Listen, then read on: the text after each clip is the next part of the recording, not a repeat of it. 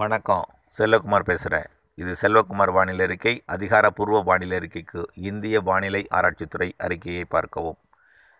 2019 ஜனவரி 13 இரவு 7 மணி மீனவர்களுக்கான வானிலை அறிக்கை. அதாவது கடல் இன்று சீற்றமாக காணப்பட்டது.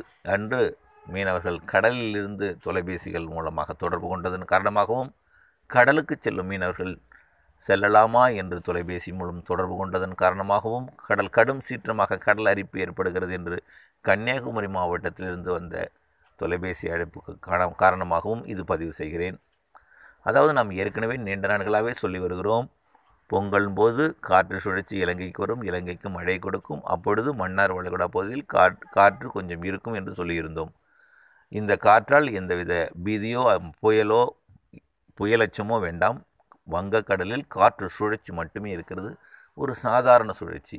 இதன் காரணமாக கிழக்கு காற்று இலங்கையோட கிழக்கு பகுதியில் மோதும். இதன் காரணமாக கடல் கொஞ்சம் சீற்றமாக இருக்கும், அலை கொஞ்சம் கூடுதலாகத்தான் இருக்கும். இது பாதிக்கும் கடல் சீற்றம் அல்ல. கடலிலே மேலும் கோடியக்கரை, நாகப்பட்டினம் மாவட்ட கடலோரம் மற்றும் புதுக்கோட்டை மாவட்ட கடலோரம், அதாவது மன்னார் வளைகுடா மற்றும் பாக் ஜலசந்தி பகுதி, கோடியக்கரை நாகப்பட்டினத்திலிருந்து கன்னியாகுமரி வரைக்கும் கடல் சீற்றமாக இருக்கும். காற்று காலை நேரங்களிலே ஒரு 40 கிலோமீட்டர் 45 கிலோமீட்டர் வரைக்கும் இருக்கும். சில இடங்களில் ராமேஸ்வரத்தில் 45, கோடியக்கரை முனை 40, நாகப்பட்டினத்திலிருந்து கிழக்கே கடல் பகுதியில் 35 இருக்கும் நிச்சயமாக. மதிய நேரத்திலே அது 35 என்பது 30ஆகவும், 45 என்பது 40ஆகவும், 40 என்பது 35ஆகவும் குறைந்திருக்கும் மதிய நேரத்திலே. அது நாகப்பட்டினத்திலிருந்து கன்னியாகுமரி வரைக்கும். மாலை நேரத்திலே மதியம் காணப்பட்ட அந்த 30 என்பது 25ஆகவும், 45 மதியம் 35 மாதிரி இருப்பது இரவு நேரத்திலே 30ஆகவும் குறைந்திருக்கும். மீண்டும் காலையில் அதிகரிக்கும். இப்படி 28க்கு குறையாமல் காற்று இருக்கும். வரும் 16ஆம் தேதி வரைக்கும், மாட்டுப்பொங்கல் அன்னைக்கு 16ஆம் தேதி வரைக்கும் இந்த காற்றோட போக்கு கொஞ்சம் தீவிரமாகத்தான் இருக்கும். இதனால் கட்டுமரங்கள், இந்த பிளாஸ்டிக் படகு, ஃபைபர் படகு மற்றும் பாய்மர படகு மீன்பிடிப்பவர்களுக்கு மட்டுமே சற்று சவாலாக இருக்கும். விரும்பிய திசையில் நீங்கள் படகை இயக்க முடியாது. தென் மேற்கு திசை நோக்கி எளிதில் பயணிக்கலாம். வடகிழக்கு நோக்கியோ கிழக்கு நோக்கியோ பயணிப்பது என்பது மிகவும் சவாலாக இருக்கும். ஆகவே எச்சரிக்கையுடன் மீன்பிடிக்கலாம் தவிர அச்சப்படும்படி எந்த வானிலையும் கடலில் இல்லை. ஆகவே மீனவர்களுக்கான எச்சரிக்கை 16ஆம் தேதி வரைக்கும் இந்த காற்று இருக்கும் தவிர அச்சப்படும்படி எதுவும் இல்லை. அதுவே தூத்துக்குடி கடலோரம் கொஞ்சம் சீற்றம் அதிகமாகத்தான் இருக்கும். தூத்துக்குடி, கன்னியாகுமரி, திருநெல்வேலி கடலோரம், அதாவது ராதாபுரம் கடலோரம், கன்னியாகுமரி கடலோரம், குளச்சல் பக்கம் கூட அதிகம் இருக்காது காற்று.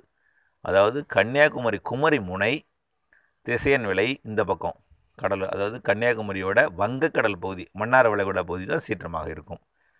அடுத்தபடியாக இலங்கையோட கிழக்கு பகுதி, அதாவது கல்முனை, திரிகோணமலை, இந்த முல்லைத்தீவு பகுதி, அந்த பக்கம் யாழ்ப்பாணம் பகுதி கடல் சீற்றமாக இருக்கும். கடல் காங்கேசந்துறை இங்கே தான் கடல் சீற்றமாக இருக்கும்.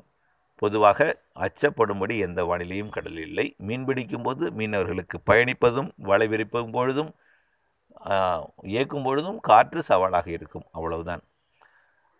வேறு எந்தவித பீதியும் அடைய வேண்டாம். மீண்டும் 16ஆம் தேதிக்கு மேல் காற்றானது 25ஆக குறைந்துவிடும். மீண்டும் 21ஆம் தேதி அடுத்த காற்று சுழற்சி வரும்போது மீண்டும் 45ஆக உயர்ந்துவிடும். இன்று இருப்பது போலவே உயர்ந்துவிடும். அப்போ 16, 17, 18, 19 வரைக்கும் மீண்டும் குறைந்து காணப்படும் காற்று. மீண்டும் 21, 22, 23 மீண்டும் காற்று அதிகரித்துவிடும். 24 27 வரை காற்று இருக்காது. மீண்டும் மீன்பிடிக்கலாம். பிறகு அடுத்த தாழ்வுநிலை மாத இறுதியில் வரும்பொழுது ஒரு சவால், அது ஒரு கொஞ்சம் கூடுதல் சவாலை கொடுக்கும். மாத இறுதியில் வருவது மட்டும்தான் கூடுதல் சவாலை கொடுக்கும். பெரும்பாலும் கடலில் மீன்பிடிக்க தடை விதிக்க கூட செய்யலாம். ஜனவரி மாதம் 28 தேதி வாக்கிலே அந்த அளவுக்கு வானிலை இருக்கிறது. இறுதியில் மட்டுமே. இப்பொழுதைக்கு இம்மாதம் 26, 27 வரைக்கும் எந்தவித பிரச்சனையும் உங்களுக்கு கொடுக்காது. 2 முறை, அதாவது இந்த 16ஆம் தேதி வரைக்கும், அடுத்தது 21, 22, 23 சவாலாக இருக்கும் மீன்பிடிக்க தவிர அச்சப்பட வேண்டாம். நன்றி.